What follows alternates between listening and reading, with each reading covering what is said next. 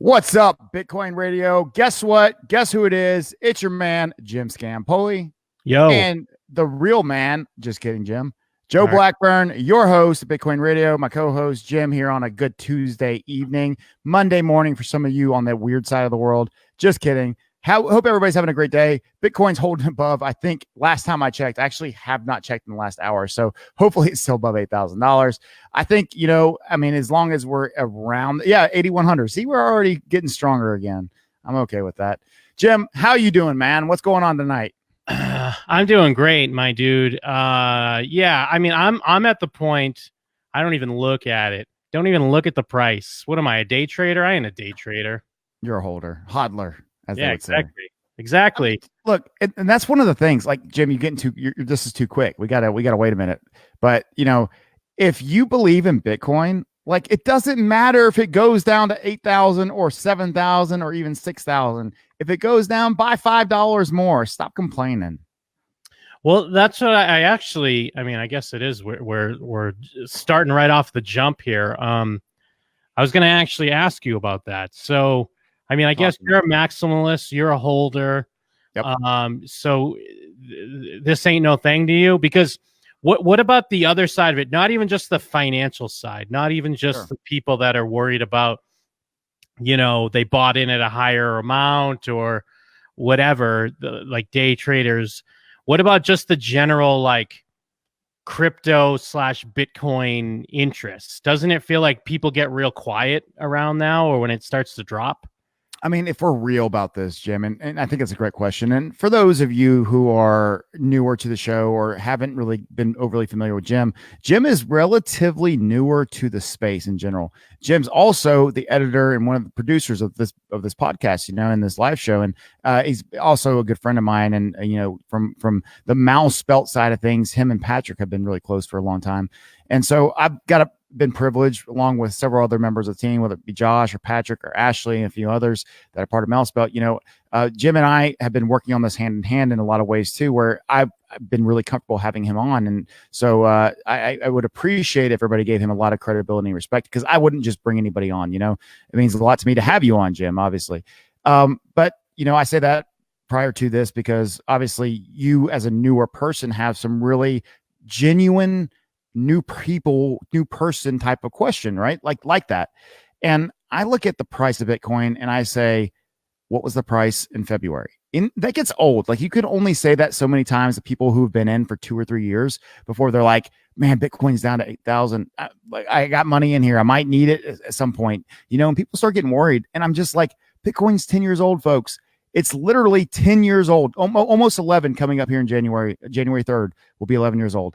That's a long time to exist, and the amount of success that Bitcoin's had, considering the fact when Bitcoin first was produced, all it cost was the cost of electricity, literally, to mine the son of a gun. Now, what I've seen from the community lately is this, like, overly pessimistic, completely insane way of viewing the space in general. It's like you're grouping everything as if it was a scam ICO, folks. What the hell are you thinking? Bitcoin is $8,000. When you woke up on January 1st, 2019, guess what the price of Bitcoin was? $3,500. And you're sitting here complaining to me because you're scared, or you bought too much, or you bought too little at whatever price. Like, it's going up, folks. Give me a reason to believe that it's not going up. All Bitcoin has ever done is go up, except for what? 2 months of its entire existence, maybe 4 if you count the way down. But on the way up from 10K all the way down up to 19,600, all the way back down to 8,000 where we are today. That's like a 3.5 month period, folks. Chill the F out. Recognize that the whole space has done nothing except improve, get bigger, and become more credible. Period.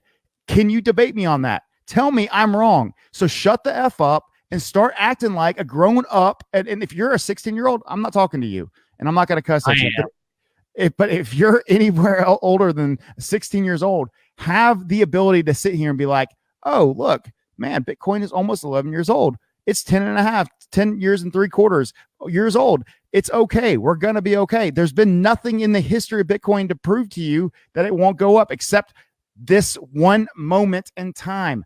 Relax. Don't make me get on my soapbox, because I'm almost there.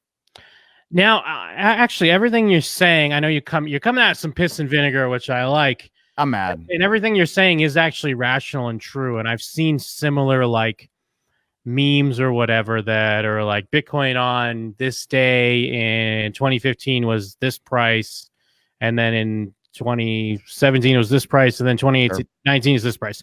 Except like you said, what was it in February or what was it in January? But this year it was really low. Yeah. But to play devil's advocate, you got other people that are going to be like, yeah, what was the price in July? And, and I mean, I guess that's kind of on them because, there are people not even buying at the all-time high, but they're buying when it was like 12,000. And, Sure. They're pretty bummed. I mean, I guess they do kind of have a right to be bummed, but also I think what Jim, hold on. Let me ask you a question, though. How long have they had to buy Bitcoin? Oh, they've had plenty of time. Very true. All right. And not to say that you're wrong by all means, because you're not wrong, and neither am I, right? Like we're both right. I bought Bitcoin at $12,000 this year. You know why? Because I thought we were on our way to 16. Yeah. So I mean, it's okay to be wrong if you know that the end result is what. I mean, like Jim, do you think Bitcoin's ever going to go back to 20,000? I do. Yes. Would you literally sit here if you had to bet? If you had $100,000 and that was all the money you ever had, and you had to bet, is Bitcoin ever going to reach this again, or is it going to never get that price again? What would you actually bet? Well, I'd have to bet all or nothing. You had to bet all or nothing. Ooh, I mean, what do I have to nail down a time frame, or nope, just nope, in general? Ever. But how about this? Within 10 years, I would bet it. Why wouldn't you? Right? My odds. I mean, I think that the opportunity. I mean, like Bitcoin has gone down before in price. Yes. Right. Yes. It has, and it's done it every time it's ever gone up, and it has taken at times 2 or 3 years to get back. And fortunately for all of us, we're just under 2 years, and we are right at the edge of that next cycle. Go look at what Bitcoin did when it ran up to 19.6. Guess what? We went like this: up, oh, back down. Then what did it do? Up. Oh, I'm not in the screen. Up, back up, and then boom, a huge drop. But that's okay. That's a normal. I don't want to say that Bitcoin is normal in cycles as far as time frames, but it's normal as in what it actually has done. If we were back down at $2,000 today, I'd be like, oh shit, guys, we need to worry. But we haven't. It does. Well, yeah. And it's been doing this bounce thing, the past few months, ever since kind of summer ended. It does feel like it dips a little lower each time, but then it kind of recoups and comes back up. I mean, I'm not a chart person, so obviously I don't know the different things behind that. I'm just basing it off what I've seen. Sure. And then every time it drops, though, you'll see everyone that's like, here it comes, 3,400, or someone else being like, here it comes, 6,400. And then usually, because Patrick, speaking of Mouse Belt, a couple of weeks ago, Patrick had his whole thing when we had a big drop. Absolutely. He was like, all right, give me a week. Who's going to predict it? Someone kind of nailed it, but everyone was going low because it's coming off a drop. Everybody. And I guess 90% of people weren't within $2,000 of the price. Yeah. Think about that. That's great. It was amazing. And I love it when the bears are wrong, because the people who think Bitcoin's continuously going to go down, Jim, like, what the fuck are you doing in the space, people? Like, grow up, get out, or get in. It's one of the two. And, here's another thing. And this is really, I told you I was aggravated today. Yeah. Like the people who make fun of McAfee, or like make fun of the idea that McAfee said by the year 2020, Bitcoin's going to be $500,000. And then he doubled down and said, you know what? It's going to be $1 million. Think about that, people. If you're literally taking him serious, you're an idiot, like an idiot. Think about what he's saying and why he might be saying it. Number one, every time you post about it, I like McAfee. I don't care what he's done. He's been a great proponent for this space. And there is nobody who's got a bigger stage on outside of crypto that has done more for the idea of Bitcoin than John McAfee. And if there is, tell me, because they're probably been in crypto and they're talking to crypto folks. McAfee's talking to a lot more people than crypto folks, and he's brought a lot of people into the space. But today I saw like 16 posts about John McAfee and his got to eat his dick because it's going to be $1 million by 2020. You're in crypto. The fact that you're making fun of this as if he's crazy, just goes to show me that you're not actually listening to what he's saying. The dude isn't saying it's literally going to be $1 million, and it might. Shit, I don't know. Because I bet you back in 2017, had you been in then, because you probably weren't, you would never have thought Bitcoin would have got 10,000, let alone 20. So shut up. Stop posting about how wrong he's going to be. You're hurting the space, man. Like, let the dude talk. And if you believe in Bitcoin, you should be backing him up. I'm not saying pump the shit up. I'm just saying don't be a dumbass about what the intent is. When you say something's going to be $1 million, would you be mad if it was 100 grand? And if the answer is no, you wouldn't be mad if Bitcoin's going to be $100,000. Don't make fun of him for being wrong by $900,000, dumbass. Shut the F up. Like seriously. I mean, Jim, am I crazy?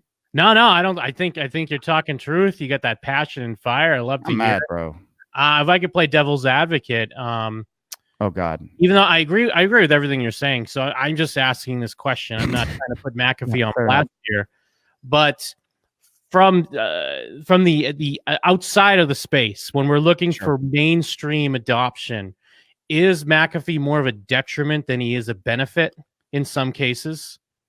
I do not believe so, because if you're not in crypto, there's a certain niche that McAfee is relevant to, and I mean, he's getting headlines and stuff. And again, I'm not putting him on blast, but I'm just saying, like, you know, he's kind of like on the run. I mean, whether you agree, disagree, like that's kind of part of his whole shtick. He's like out on the open waters and hiding in his cellophane room and all that.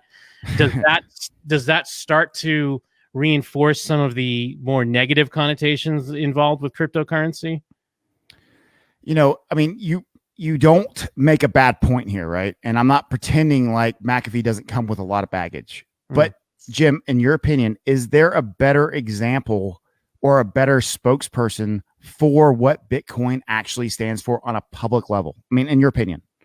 No, that's very true. Because the other side of it is that the people are very anti-authority, anti-government. People are very apathetic about our, I guess not even government, just leadership and power in general.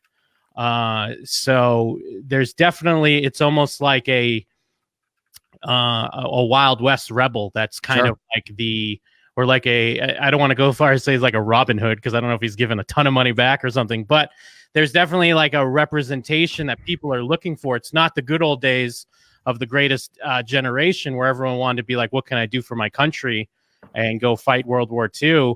Because a lot of people have felt like they've been fucked over many times by people in power. So to that extent, I think there's definitely something that's very attractive about what he represents. Well, you know, and like, I mean, Joe Carl, sir, he says, you know, that he's a nutcase and a criminal.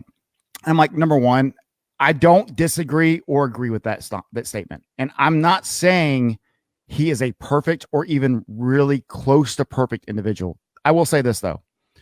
Nobody in crypto has the audience outside of crypto to actually influence people to pay attention to this space. They just don't. And that's not an easy or a small thing to say. If I'm looking to enhance the visibility of crypto, it does not bother me whatsoever about the Netflix video gringo. It does not bother me whatsoever that there is baggage attached to McAfee. The dude created the number one antivirus. I don't care if it's the best. It's the number one well-known antivirus program that still bears his name today in the entire world. And he is not an idiot. I mean, the guy can play piano. The guy will do drugs. He probably has done more meth on this planet than may exist today on Earth, right? But I will openly say I appreciate him on a level that is bigger than his mistakes or his problems or the ones that he's yet to face. I appreciate the exposure. I know what it does for Bitcoin. And if you don't recognize it, if you want to play goody two shoes or I'm bigger or better than this, you ain't been in Bitcoin very long, because there was a time period where Bitcoin was not even remotely considered even something you could bring up, because you look like a criminal to talk about it. right? Sure. I mean, like, it was not okay to talk about Bitcoin at a certain point without being connected to drugs, money laundering, some sort of conversation about doing something wrong at a high level, and McAfee has somehow pumped and dumped altcoins, talked shit about every human being on earth, and made it out alive, including against the government, who hates him even more, which makes me interested in what he has to say. Why? What did he do so bad that the government doesn't want him to have a conversation with people? I mean, he's had to leave the United States. I'm not defending his character. I'm defending his perspective. And it really comes down to this. If you don't think McAfee is right about Bitcoin going to $1 million, do you think he's wrong about it at least getting to 100,000? Right? Or some of the other things he said about how Bitcoin should, because it's a mathematical issue, not a, how much should Bitcoin be issue. It's like literally as people come into Bitcoin, they're going to continue to raise the price because it's scarce. Only 21 million people on earth, Jim, can ever own one Bitcoin. That's it. That's the most that can ever own it. And it's going to be far less than that because there's several people with multiple Bitcoin. Well, even going the other way, even if it doesn't hit 100,000, even if it hits like a new all-time high, say it hits 21,000. We'll say it hits 20 or even 30,000 or something. I guess it's still a success. Although I guess you could still kind of call him on being way off. But bro, if you're calling him out on it being way off on 30,000, yeah, you can go to hell. Like, kiss his ass. I mean, I feel that way, regardless if he's right or wrong about everything else. You should want Bitcoin to go up. No, I agree. And going back to some of the other stuff, like some of the more extreme parts of McAfee. When I ask this question, I'm not saying it's a put on or fake, but there's also got to be some self-awareness where he kind of understands his role to play as kind of the bad boy of the internet in a weird way, or the outlaw, if you will. Sure. I like it. I mean, I think we need somebody like that first off, but yes. Well, and also Joe in the chat, I think his response to what you're saying about who else has done more for the space. He's bringing up Ron Paul. Now, I don't know a ton on. I'm a Ron Paul fan, so yeah. So he's kind of up there as well. Well, so here's the thing: is Ron Paul is for liberty. He's not for Bitcoin. I mean, he is absolutely a Bitcoin fan, but he is not somebody who's sitting there going to conferences speaking about Bitcoin. He's sitting there talking about self-regulation, liberty, libertarian principles that exist inside his DNA. He's not, Bitcoin falls in line with his beliefs. It's not necessarily something that he is sitting there wanting everybody to know about. He just believes it's part of a ideology and a theology that he believes that human beings should embody. So it just is convenient for his message. Now, I'm a huge Ron Paul fan. I believe in the things that Ron Paul says. I believe in small government. I believe in self-regulation. I believe in holding your neighbors and yourself accountable the same way, because this is like-minded folks trying to live a like-minded life for the most part, but as private citizens, without interference from the government, without interference of people trying to regulate what, Jim, is okay for you. You want to drink a beer? What if people said you're not allowed to drink a beer on a live video anymore? Well, I mean, that's a pretty simple thing to give up, but why should you ever have to give that up, Jim? Right? Who is to tell us? And, although a simple, it's a simple analogy or a simple example there, that's stuff that happens on a daily basis in the government. They decide what's okay and what's not okay. And I just get sick of the people who can't look at an individual who's positioning himself to take a lot of flack. I'm not saying that McAfee doesn't bring a lot of it on himself, but I just look at the actual people who take it for face value and can't see an underlying reason why McAfee would ever say something like that, right? It doesn't necessarily matter even to McAfee if Bitcoin never gets to $1 million. What matters is that's how you are paying attention, idiot. You're literally only here because you think Bitcoin's going to go up. And if you did not think that, you probably wouldn't care what Bitcoin's doing. I have a personal issue with that. Now, I don't have a problem with you thinking that. It's your right. But I got a problem with you if that's the only reason why you're here. And that pisses me off. Is McAfee the Kanye West of the cryptoverse? Oh, wow. That's actually a crazy analogy. I haven't thought about that. Look at Joshua Danielson. What up, Josh? I actually saw it. He just messaged me. What up, Josh? I saw that. Ron Paul for president and for liberty. I agree. All right. he also acknowledges that he's going to eat his own dick. If anybody thinks that McAfee's actually going to chop off his man stuff and never use it to have sex again, and then literally, like appease everybody if he's wrong, you're an idiot. Now, Josh, I know. I mean, that would be good TV. It'd be great if he did. Now, in today's day and age, that's probably something you can accomplish via, the what's augmented reality. I mean, Jim, you're good enough. You could probably pitch him something. Yeah, maybe. And I mean, I don't want to get too blue here, but and I haven't seen the documentary, as we mentioned, I think last week. But the Gringo McAfee documentary, I believe they get into like his preference for scat with some of his past partners. So just putting that out there. So he's not above eating a dick, maybe not his own dick. If he eats scat is feces. For people that don't know, we don't. But that is not male genitalia, for the record. True. It may have came out of male genitalia, but it is not exactly male genitalia. Well, and also, and going back to it, like, in all seriousness, it's obviously like such a great like marketing standpoint. Yes, it is genius, because it's all anyone talks about. Like, if his name comes up, I mean, we saw Josh in the chat. He heard us mentioning McAfee. He's like, "Oh yeah, eat his own dick." So I mean, and even like being on the outside of the space, whenever if you hear about Bitcoin, someone's like, "Oh yeah, the guy that made that antivirus? He's going to eat his own dick." Something to do with, then they don't even know the specifics. I don't know. Something to do with Bitcoin, something to do with the price. So what are you saying right there? When you bring all that up, Jim, what does that actually mean? It's getting people talking. It's getting people talking. Yeah, it's marketing. But now, I guess the other, again, to play devil's advocate, is he marketing for McAfee or is he marketing for the space? So if you're a true Bitcoin libertarian, it doesn't matter, right?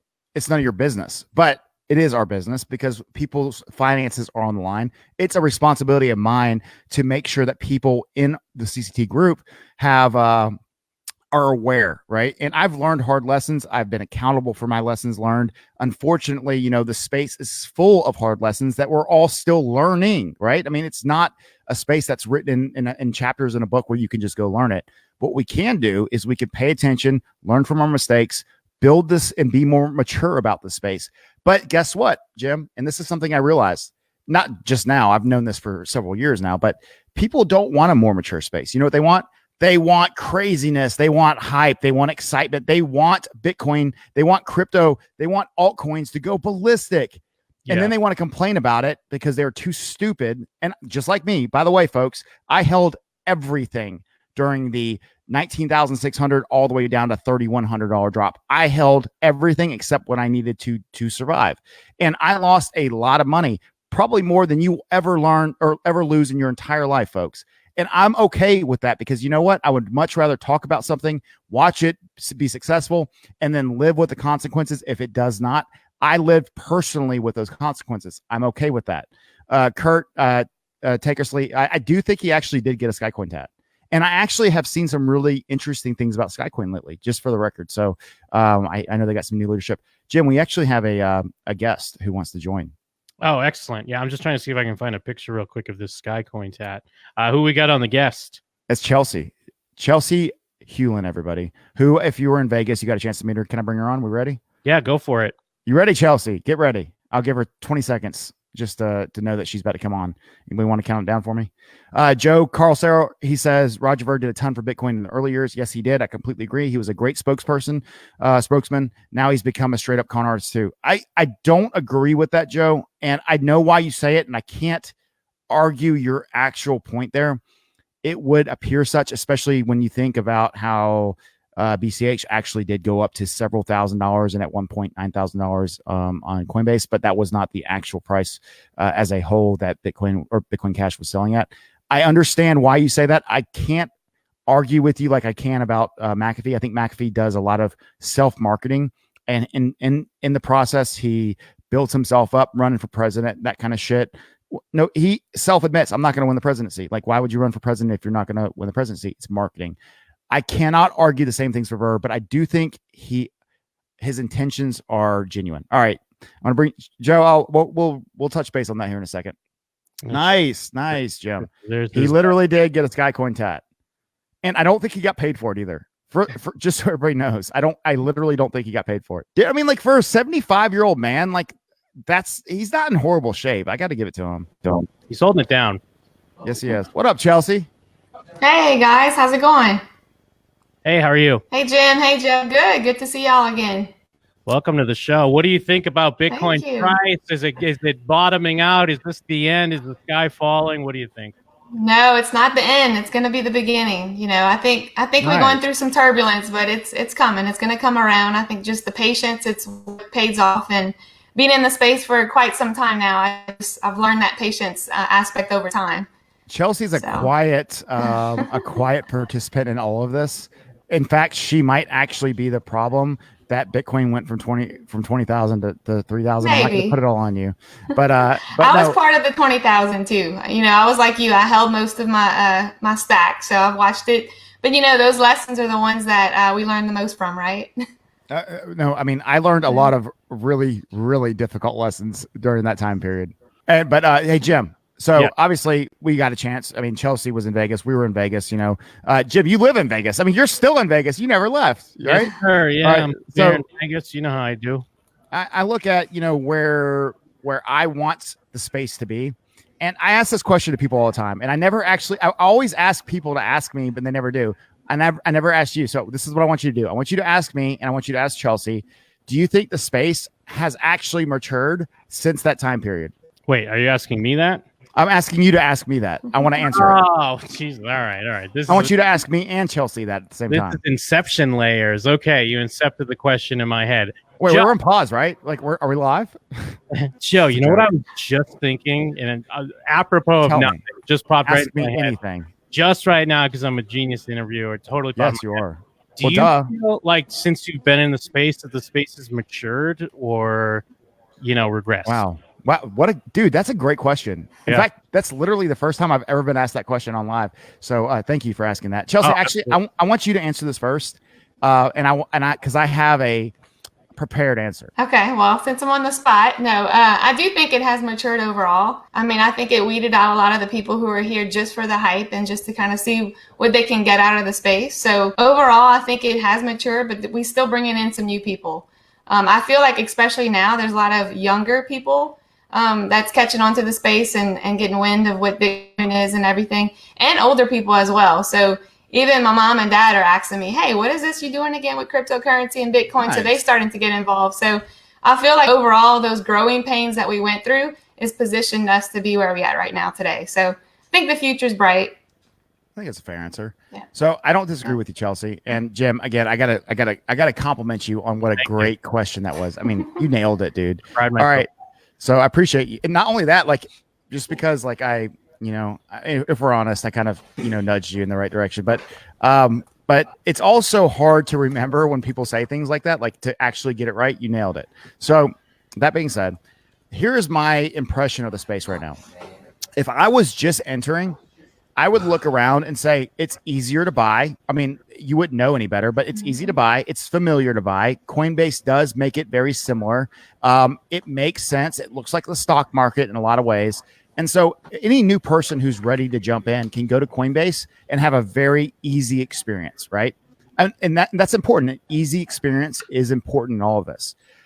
But my problem is the people in crypto are stuck in effing 2017 thinking that everything is a failure just because now there are people who have legitimate concerns. But if you are a representative of the space, and you are, because nobody represents crypto, we all represent crypto. And if you represent crypto in a certain dynamic, if you say, hey, friend, go buy Bitcoin. Or if you say, hey, Jim, I know you're my buddy. We've been knowing each other a long time. I got in crypto. You should get in. Why should I get in? If you don't have a prepared answer that you haven't practiced, you are screwing everybody over. There are so many different ways to explain this space at a level that makes sense, that can be non-aggressive in tone. And I know I probably sound aggressive tonight. I'm just really fed up with a bunch of dumbasses that have been in this space for too long to actually act like dumbasses anymore. But people with opinions that don't represent the actual space, but say it as if this is what the space sounds like, that's a problem to me. And so I feel like right now, if I had to make it a suggestion or opinion, I would say, we got to clean up our own folks. Still to this minute, there's too many negative Nancys. If you're sitting around complaining about coins you bought, like you're the person listening, you bought the effing coins. Yeah. I don't care who told you to buy them. Like, you bought them. Grow up. Move on. If you're still talking about a coin that you hate because you bought it and it went down, you're an idiot. Move on. If you haven't figured out a way to make more money in the space, you need to get out. That goes for every person who's in that circumstance. If you're listening to this and that's you, get out. Damn, shots fired. I mean, get out. Well said. Well, and also, so to answer your question, no, the space is not matured yet, but it is slowly getting better. But, well, I guess, again, to play devil's advocate, do you feel like you're, I mean, obviously you got your ear to the ground. You're seeing people in the space. You're seeing how people react. But a big part of that's going to be CCT. And in a lot of cases, social media and just internet in general does breed more hostility. Like, it's not just a crypto thing. So do you think some of those people might be like keyboard warriors, for lack of a better term, but then in real life, if someone asks them, they're more like excited and understanding? Or do you think it kind of just extends to like internet to real life to everything? Sure. And look, and I don't want to take away too much because we got the one and only Chelsea Hulin here, who is a great trader, and I want to get to some because I got some questions for her too. But overall, Jim, I would say that's a difficult question to answer, and I have an opinion on it. I don't necessarily want to dig too deep on that because I know a lot of people who fit into that category, right? Or who have a area, and they're probably, if they're not watching now, they'll be watching here in a little bit. Let's get to that towards the end when I've had a few more sips of my drink. Is that fair? Right. Yeah, that's fair. Completely fair. And just to piggyback on that too, as far as the space maturing though, at the conference, I think the overall message I got is that all of the leaders and all the different projects and companies all still see an issue with mass adoption because it's not too easy. It's not easy enough for the everyday person to get into the space. So I think that was just the ongoing message that I got from the conference is that, for it to really have mass adoption and to mature to where it needs to be, it has to be easy for anybody to use it and not even know they're using the technology. So I don't think we're there yet either. I got to admit, like what Joshua just said, he said, I hold all my coins as a community member in the projects and being forced out because exchanges like Binance US and Bittrex won't serve US customers living in Washington. Now, that's a great point, Josh, and I completely agree with you. And Josh has been a great member of CC for a long time. But, if you're a holder and you've lost a lot of money, maybe by chance, in value, and now, I mean, if you're going to hold for whatever time it took, right, to the point where the coin might go to zero, but now you got Binance US or you got Bittrex, and he's a Washington resident, and they're like, you have to sell all your stuff or else you're no longer gonna be able to access the site. He's forced to literally sell all these coins. Now, Josh, you're also able as a U.S. citizen. Now, I'm not trying to tell anybody to do anything wrong, but there's different ways to have avoided this conversation. Right. But nevertheless, long story short, yes, that sucks, and that's not your fault. I mean, what else can you say? Agreed. I mean, I don't know what else to tell. Josh, I love you to death, man. I watched you win like $5,000 at the casino table. You're a lucky dude. Go back. That's all I can say. I mean, you just got SOL, dude. I mean, like, you're one of the dudes. Okay, Joe, I actually like your perspective. I mean, although I disagree in some concepts, I like the way he's saying it. Two Joes, man. Like, I like your name. That's what I like. A market is a market. In every market, there are more savvy and stupid actors. The stupidity of the actors in losing money should be an incentive for them to be smart. The stock market is mature and folks still buy terrible stocks. That's a absolutely phenomenal point. I don't want to keep covering up Chelsea. Sorry, because that did cover up your face. Chelsea, as a trader, how do you look at the market and say it's comparable to the stock market or it's not? I mean, how immature is this? Because you're a long time. You're not just a crypto trader, you're a Forex, and you've been around markets for a long time. I mean, we're roughly the same age. You've been around and you've watched the stock market go down in 2008, and you've seen it go really far up here and 25% up this year, right? So what are your thoughts? Yeah, I mean, I feel like the market is more volatile, of course, in cryptocurrency. So, of course, the movement that you do have, it could be really good for you because you're going to get those profits really quickly, or it could be really bad. So when I compare it to the stock market, that's mainly what I see in the industry. So it's hard to say as far as like when you go and purchase something in the stock market, it may be publicly traded and it may have more of a use case. A lot of times with these coins, sometimes you are going out on a hunch, kind of like you mentioned before, buying a coin, hoping it goes up.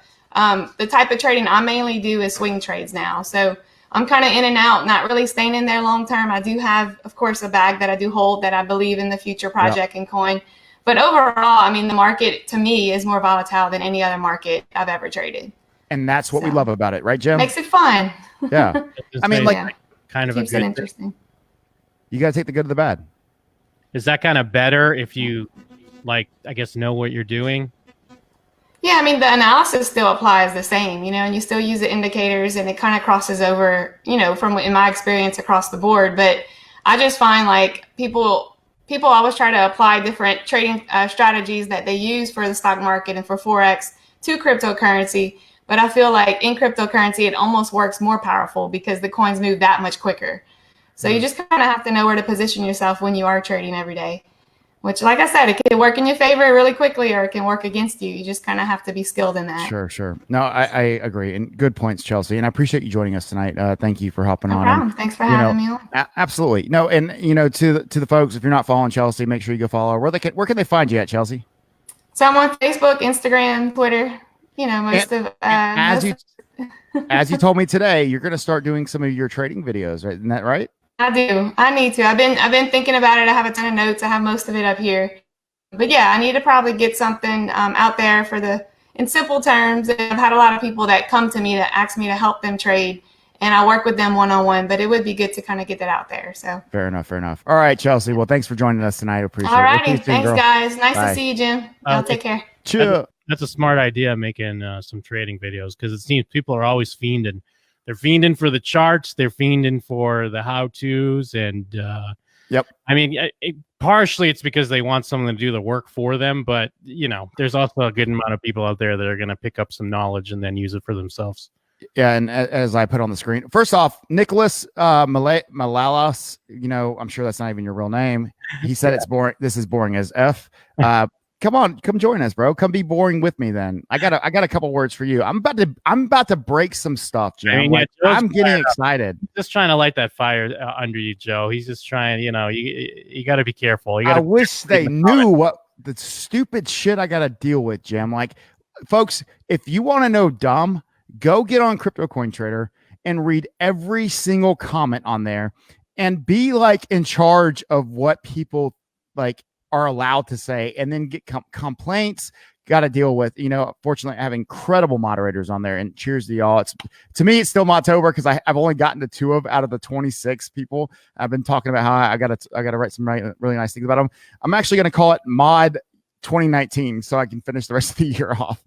Mod 19. By the way, cheers to you, Ryan Berg. This is my dude right here. I put him up. I put his comment up. I met him in Vegas. He's a newer voice to the space, or newer person. He's a former professional baseball player, and someone who I think is incredible as an individual, but mainly he is my fellow Gator fan. And as if you're a Gator fan, guess what? We are always friends, period. Chomp chomp. Go to hell FSU, which is coming.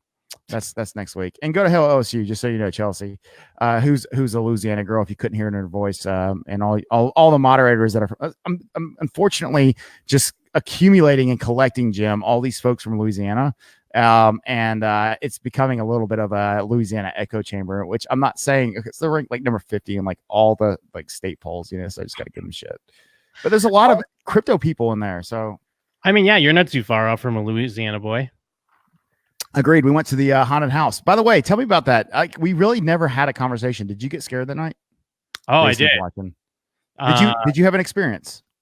Kind of, yes. I mean, do you want me to talk about this? Yeah, set it up for us. Or is this? No, this is topic. Well, yeah, I mean, I did go out to visit your main man, Joe Blackburn.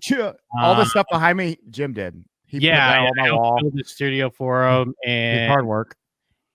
Joe, we went through Louisiana. We did the Bourbon Street course. Yes. And then up, I guess, in the northern area, there's a plantation called Myrtle's Plantation. Central.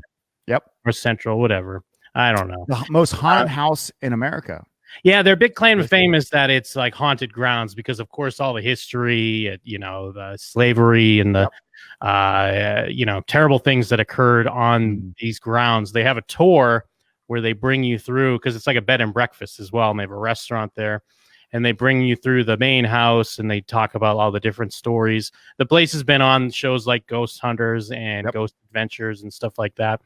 And my girlfriend and we stayed in I forget what it's called, but it's like the judge's suite, which is like upstairs in the main house, which is like you need a key to get to. And it's like this old timey key. And it's one of the places they tell one of the places they tell stories about.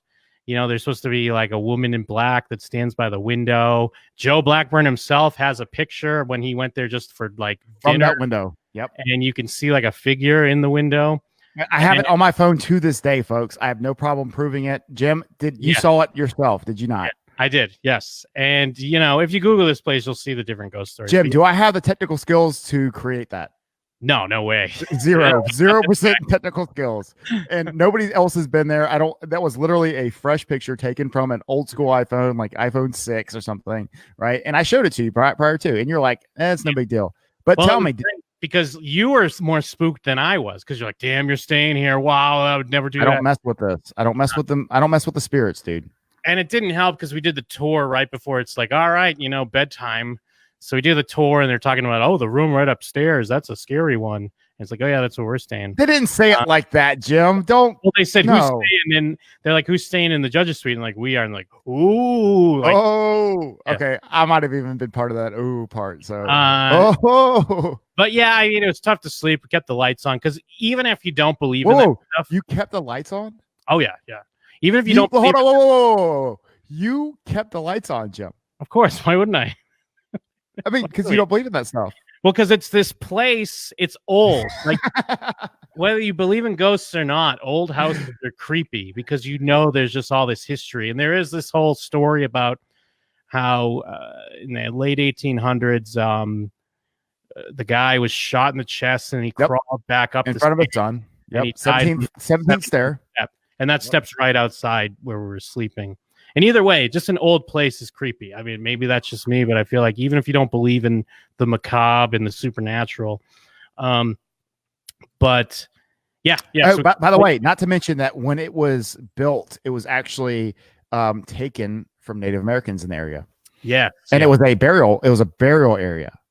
I believe so. Yeah. No, that is. I mean, it wasn't right on the house where the house is, but the area was on top of essentially a burial ground for it's not like then they had a lot of respect where they were like, oh, let's properly let's take care of this area. No, they were like, give me all the gold and I'm going to build my house right here, and to make it even better, I'm going to put a pond right there. And obviously there's no TV because it's just an old place, so we're just watching Hulu on the laptop, keeping the lights on, trying to go to sleep. And I definitely heard noises outside in the foyer. And I thought there was another person staying in the room across the way. I thought that's what the noises were. But no, they were, but their entrance wasn't. We were the only ones that had that entrance. So I could hear something on the stairs, but I thought it was people going to their room. Actually, you just thought it was people like interacting like on a regular basis. Like I went out for some food. I didn't realize till the next day that we were the only ones that had. It's probably a good thing. An entry. And then I definitely feel like when I was kind of like just sleeping, I felt like some pressure. I was sleeping on my side, and I definitely felt like almost like a palm, like a hand on my side. It wasn't my girlfriend, and I just was like, I'm not gonna open my eyes. I'm just gonna let it happen, man. Yeah, just let it happen, bro. We made it through the night. We're alive and well, so defeat the ghosts, and not to mention nobody else has died that they have let us know about, at least, and I don't think that they would have hidden the fact that someone would have been killed if that was the case. But not to mention this is all in the middle of a hurricane coming. Yes, that was during a hurricane in Louisiana. So yeah, it was great. It was a perfect storm, if you will. Jason Barger says, why are ghosts always from the 1800s? It's never a guy who died last week or even a caveman, perhaps. That's a great point, Jason. But you know what? Go ahead. Or it is, but we just assume it's someone from the 1800s. Yeah, it's an incredible point. But I like to think that people in the 1800s were just more like they should have known better type of people, and they were just assholes. So therefore, they're the ones who are stuck in between the two dimensions because God doesn't want them in, and they're not allowed to be alive again. So they're the ones stuck. Like they should have been better people. So I mean, if you want to answer, that's what I would say. If God doesn't want you, you're more than likely going to a very bad spot. And I could think of worse places to be than stuck in the house that you probably had some pretty eventually terrible experiences in if you died there. But long story short, I don't know why that would be the case. But Jason, there's plenty of places. America's relatively young. And so we're just commenting on our very unique and short heritage of what the white man, I guess you could say, because that's how people like to phrase it. But overall, that's literally the people who are being the assholes. So I mean, that's why. If I had to guess. Yeah, very true.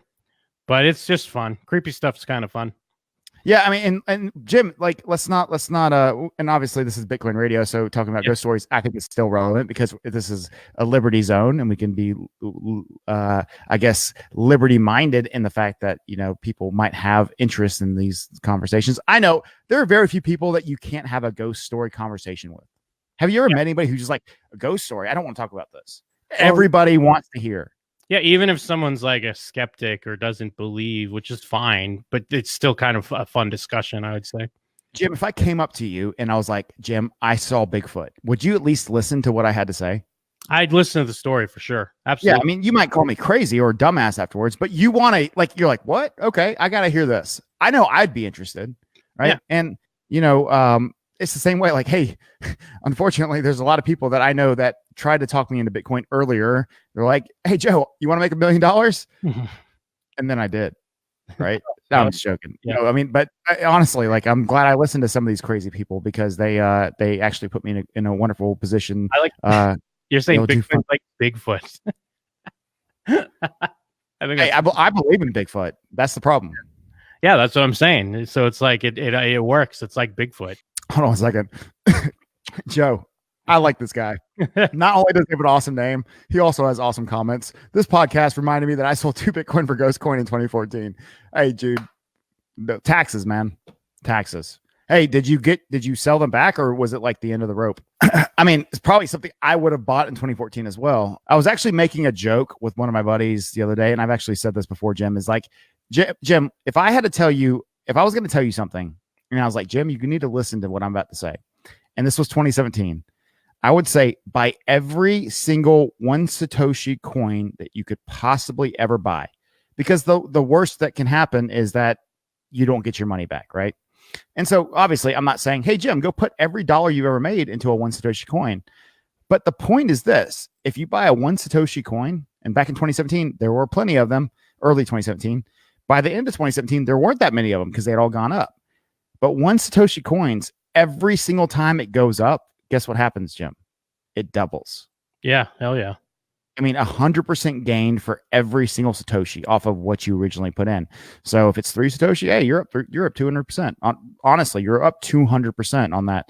And so as it would continue to go up, and I bought several of these. I bought several 3 Satoshi, 4 Satoshi, 5 Satoshi. My most incredible trade I ever bought was Redcoin, and to this day, I'm still a Redcoin fan, and I still own millions of them. And they're dog cheap. They don't matter.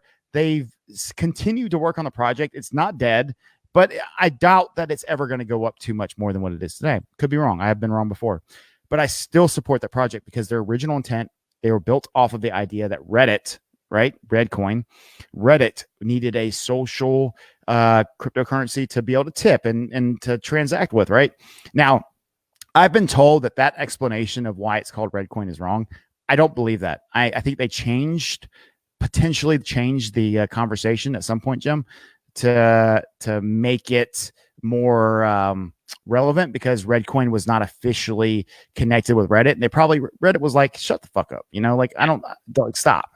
We have no affiliation. So they had to just chill. But Redcoin has never done anything wrong. They've just been subjected to being manipulated, right? Redcoin has only produced a idea and then that literally implemented things that would help with social media. And I still, to this day, still feel like Redcoin could be that tipping or that microtransaction currency that would exist and that we should take a little bit more seriously. Yeah, and Joe goes on to say that that Redcoin was, or excuse me, that Ghostcoin was delisted. That sucks, bro. Sorry. But and Richard says can't wait. Yep, that'll be soon. I just talked to Joanna today, Richard, just so you know. Chelsea says me too. Massive gains, but held too long. Chelsea, are you talking about Redcoin or Ghostcoin? Because that's I think what you were talking about, like the like one Satoshi, like buying some of those coins back then and getting the gains, but then sometimes you hold on too long. Yes. Anyways, not to continue to rant. I told you I was a little emotional tonight. No, it's all right. Well, but going back kind of what we were talking about before, and like been the big thing, because I think even Chelsea mentioned it as well, is getting new people in the space. Because even just this past week, actually a good friend of mine who's a friend with Patrick had sent him some Bitcoin. I don't know if it was like he owed him money or he was just trying to get him into the space, maybe doing a little Bitcoin for Christmas, something like that. Yep. But like it really was, even with Coinbase, and I know how we talk about how like it is such an easy on-ramp for people, he was still so lost. Like, how do I get my wallet? What's this? What is this? And while true, it's way easier now, it's still like very hard initially for people to understand. Sure. And especially when someone sends you money, and then the fact that it kind of takes a while for it to go in your wallet or whatever, and then what you're supposed to do after the fact if you're not, a holder initially because you're just getting into it. And now like he kept some in, like I helped him do everything he needed to do. But now he's that guy that's looking at the charts like every minute. So in a way, it's like going through the phases, I guess. I guess it's always a good thing because now maybe you're getting the bug a little bit. And even if it's like he's texting me every 4 hours, like, fuck, what's going on? It's my fault. Now I have Bitcoin and it's dropping. So is that ultimately a good thing, or is it still too much that it scares people away from sticking around? All right, so I'm gonna answer your question with a question first, and that is, Jim, how many people do you think are in crypto as a whole? I don't know, man. Let's just call it 20 million. I mean, I think that's a fair number. I mean, we're not talking necessarily about 20 million people who are actively trading, but 20 million people who have bought and figured out how to interact with Bitcoin to some extent. And I think that number is an accurate number, honestly.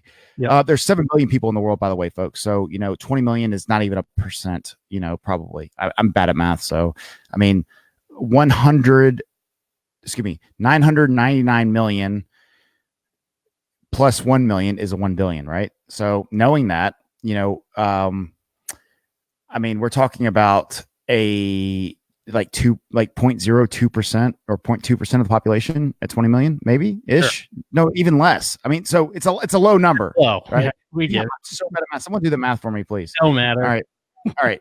So that being said, a low number, less than 1% was what I should have said, isn't even involved in crypto. 20 million people, though, is still a lot of people. Would you agree, Jim? Yeah, if someone said to you, 20 million people are doing this, would you be like, holy shit, maybe I should pay attention? I mean, in anything. Yeah, I agree. I mean, as long as it wasn't like, which you're a pretty open-minded dude, to say the least, but, or you're at least, you're not closed-minded. That's probably a better way to say it. When you think 20 million people figure this out, you can't tell me that 100 or a billion people can't figure this out, right? There's a lot of, for every dumb person that exists, there's a lot of just not dumb people that exist. And if you're a not dumb person, if you can't figure out Bitcoin, you're actually not a not dumb person. You probably fall a little bit further to the other side. And I'm not talking bad about you people. I'm just saying you're not giving effort. And if you give a little bit of effort, Coinbase has made it super easy, along with several exchanges across the world that want you to buy Bitcoin. And if they don't make that experience easy, you log on and then you leave because you're like, I can't figure this out. Yeah. Jim, have you ever bought something or wanted to buy something, in this case, where you couldn't figure it out, so you're just like, F it? Oh, like, yeah. Or say like say you buy a video game or something, and then you play a little bit, and you're like, I don't fucking. I thought this was gonna be better. I didn't like this. Yeah, and you know, whether it was just too difficult or it was just a process, or you had to log on or create an account, like, you know, certain things are just deterrents. You know, if it's supposed to be easy, it needs to be easy. Bitcoin is complicated. There is no doubt, but there are places that have made it super easy. And I'm going to give you an example: eToro. Okay, so eToro, for as much as I don't agree with everything that eToro is, it's an on ramp to owning cryptocurrency that also lets you withdraw. And you have to be exposed and you have to learn this stuff somewhere. And whether it's Coinbase, you can complain about the fees.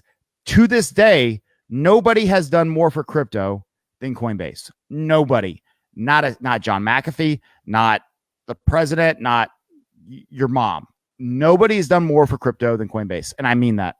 If somebody has done more for crypto besides Satoshi, who created Bitcoin, so I should reference Satoshi first, but outside of Satoshi, nobody's been a better on-ramp for crypto. Nobody's been a better proponent for buying crypto than Coinbase. And I will stand by what they've done for the space, not necessarily all their actions. I cannot believe that BCH sold for $9,000 on Coinbase, the only place it sold for $9,000, but it did. That's not right. But to me, if you're buying BCH at $9,000, you weren't paying attention, folks, and you're being greedy and you're trying to catch it before it went up. Stop complaining because your decision to buy something that you thought was going to go up went down.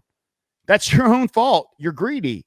You wanted to make money and you're mad you didn't, and it went down a lot. I'm not saying they're right, but you're not right either. Shut up. See, I'm still mad about this, Joe. You're so fired up. I mean, I guess the tough thing right now, at least being in it, because it is still, like you said, relatively new thing. It's like the volatility is, you know, what keeps a lot of people interested, but it also feels like the thing like we want mass adoption to help, you know, just whether it be your principles or your belief in cryptocurrency or just belief in the price going up, but then also the volatility is going to like keep a lot of people away. So it's like a weird like cycle you're stuck in. So, you know, as that goes, Jim, when would you want to buy a volatile asset? When would you want to buy it? When you got money to burn, baby. And, you know, would you just jump in and buy it no matter what? Or would you, I mean, you're a relatively smart individual. I think of you as somebody who I trust in judgment, and I would ask your advice on certain things, right? And so if I came to you and I was like, hey, Jim, I know you're involved in ABC, whatever, right? Not necessarily crypto, not necessarily, you know, anything. I mean, just in general. And I was like, I think that you're a smart guy about this. You've been involved and you have good judgment. You've been relatively successful in your life. And I want to know about this. And you said in return, yeah, I'm in it. I like it. I've been in it for a long time. And if I took that advice or took that information and I went and bought at the peak, or if I invested, or if I did something at the height of that hype, I mean, is it your fault that you were asked for advice and then gave your perspective on something that you've been enjoying now for 5 years or 3 years or something like that? Like, who is to blame? I mean, you have to be responsible in your answers.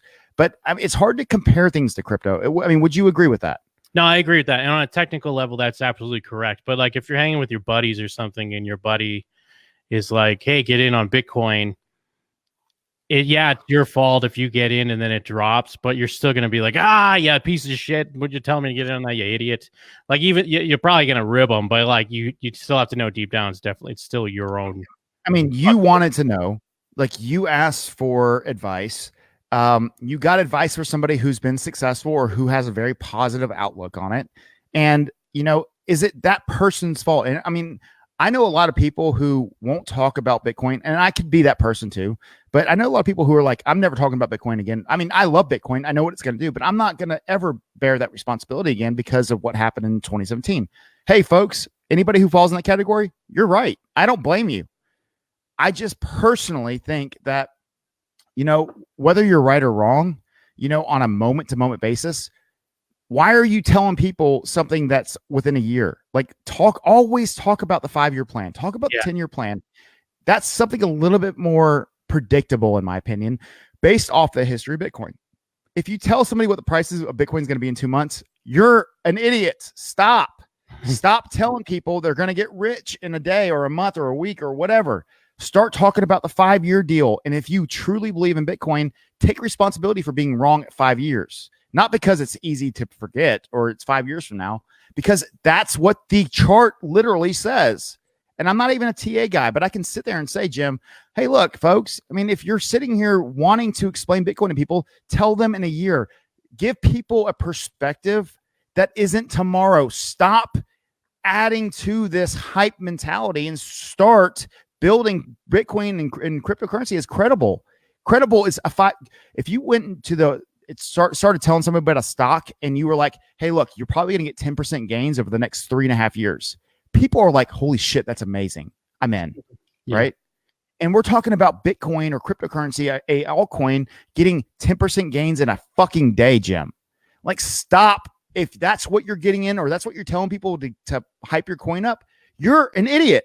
And I've said it 4 or 5 times tonight. Stop being an idiot, folks. Start talking in long term and start realizing if it's short term, it's a short term project, period. Stop. Bitcoin isn't a short-term project. It's a 5-year, 10-year investment that I personally have made that I'm believing in. It could absolutely not work out. Do I believe that? Duh, no, I don't, because I would get out if I thought that, right? I would literally get out of crypto if I didn't think it was going to work out. I'm just sick of hearing dumbasses explain things on a day-to-day basis rather than a year-to-year or a 5-year or decade-long basis. It's a decade-long process. It's taken Bitcoin a decade to get to where it's at today. If you want decade-long results from Bitcoin, again, you're at least going to have to wait a decade. I mean, at least stop pretending like it's happening tomorrow, you dumb motherfuckers. Start being real. Ride or die. I got to read Jordan's comment here. Can't remember who said it, but learning crypto is like drinking through a fire hose. So I think that's a great great analogy there. And then, yeah, Ryan's also saying a better way to get from fiat to any coin token outside of top 10 is what needs improving. I agree with that. And Joel, the only way mass adoption will happen is when we actually use it to pay for things on a daily basis. It's getting there, but we have a long way to go. Yeah, because the problem with that, like, especially like trying to, like again, this friend I had who just got it, like what he doesn't understand, because it is so volatile, is when you can get something and then a day later it's worth, a decent amount less. Even though, again, yes, if we get down to it, currency does that in general, but people aren't used to thinking of it that way. So it is like, I mean, in a weird way, it is like opening your mind a bit more in the value of things and how that changes. No, agreed. And Jordan, glad to see you on here, man. Ryan Berg, my dude, already gave him a shout out. Chelsea, who was on. Joe, who's been a great contributor tonight. Appreciate everybody watching. And me and Jim are both very grateful for the audience. And make sure you tell your friends about Bitcoin Radio. We really want to be a voice for a reason. And I think it's a really cool combination what me and Jim bring to the table, which Jim is somebody who's stepping into the market with I think Jim is a really sensible guy. And I'm somebody who's been a proponent and somebody who really appreciates what Bitcoin can do for the world. And and I don't mean this in a political sense. I mean this in like in an individual sense. I'm very conservative in the way that I operate my life. I'm very liberty minded. I want liberty to exist everywhere. I want people to have the ability to say, this is what I want to do. I'm going to do it. And I'm not hurting anybody else. So, if I disagree with that, it's none of my business. So don't tell me about it. Right. It's more, this space is very accepting of different types of people. That's really appealing to me because frankly, we all don't think it's any of our damn business. I think that is such an incredible aspect of what the positives are in Bitcoin and the way of thinking. Let's not ruin it thinking everybody needs to get rich to be successful in this endeavor. Think about it as an ideology, as a theology that has legs. We've already gotten a lot of people to believe in this space. Now let's start taking the blockchain more seriously. Let's stop thinking about it as gains and losses. Now, obviously, I wouldn't be here from early on if I didn't think Bitcoin was going to go up. That's what brought me into the space. I bought in because of the gains. And as so often said, I stayed for the liberty. And that is so important to embody, so important to appreciate. We don't have many chances left, folks, as technology gets bigger, as technology gets better. We don't have a lot more opportunities to take back this liberty that exists. And every time they take a little bit from us, it doesn't matter if you're a Republican, Doesn't matter if you're a Democrat. Doesn't matter if you're a Marxist, or doesn't matter if you're a super, anarchist. I don't care what you are. Just don't take our liberty, and don't stand by as one more piece of liberty is taken from you. And piece by piece, it doesn't seem like a lot during our generation, but let's go back 200, 300 years and watch as it's deteriorated. Now, a lot of good things have happened in that time frame, and a lot of laws need to exist, and a lot of government has been great for people, but a lot of government has been bad for people. And historically speaking, government eventually takes control, and they overbearingly decide what's best for you. We're not there yet as a US, but we are there as a world. People want to have your conversation for you. And this is what I believe Bitcoin should be in the first and foremost front of every conversation. Is it's a way of bringing the power back to an individual. I don't like it when I see people arguing about politics, especially when it comes to social issues. People can do whatever they want to do. I don't care what the laws are. You can argue. I love watching two straight people argue about gay rights. Like, it's none of your business whether you support them or not. If first off, I'm a supporter of individual rights, so I'm for anybody doing what they want to do. But whether you disagree or not, it's like none of your business, dude. Shut up. Why do you have even a perspective? It's only an issue if people are being prevented from doing an act or doing something that they want to do. And I don't even care about the gay marriage stuff. Like, that means nothing to me. What matters to me is that people are arguing about things that don't matter when bigger things are being done while you're arguing about small things. Sorry, Jim, that was another rant. No, I think you're nailing it. You're on one tonight, my dude, but you're on a roll. Ain't nothing wrong with that. Whiskey, that's good. I mean, I don't know how much longer we're going here. I mean, we're coming up on our... No, we're winding it up. Let's wind it down. Yeah, that's why I didn't want to interrupt, because I thought you were kind of bringing it in hard right there. I was making sure that there was a reason for the episode to exist. No, I think we hit a lot. I think we talked about people want to hear about the pricing. They want to hear about thoughts on that. I think we hit on that really well. And what else are you going to do here, huh? What do you think? Hey, everybody, if you haven't checked out Bitcoin 4, the number 4, Bitcoin4Christmas.com, go check it out. We've put together Mousebelt and here at Bitcoin Radio, we put together an actual website to help you have that conversation during Thanksgiving, to get people to understand, have a ability to check all the resources that we think are the most relevant, the most prevalent, the most obvious, important ways to explain this space to people, right? Whether you're there or not, they should be able to go to that site. Whether you need help, we want you to be able to talk about Bitcoin with your family, your friends, the people who think it's crazy. Have a conversation that's sensible, that's realistic, that has the ability to not change an opinion, but to at least give people the idea to keep an open mind. That's all you got to ever do. You don't have to tell people. Nobody's going to listen to you on day one. If you say, hey, you're going to make $1 million, people might be like, okay, I'll try it. But now you're on the hook for $1 million, right? But guess what? If you say, at least go look at it, let the resources that we've presented be that voice. Let it come from somebody else. Don't be the person that says you have to do this. Nobody wants to do things they don't want to do. They say, hey, do this for me because I think you might benefit from the information. You don't have to buy anything, and they don't, right? Let people make decisions for themselves. Jim, send us off, bro. Well, people, we know what Joe Blackburn's doing for the crypto space. You know what I'm doing. What are you doing? What are you doing? Because the cryptoverse belongs to all of us. The wait is over. Till next time. Who's JimScampoli.com? Come. See you soon. WBTC, where Bitcoin lives.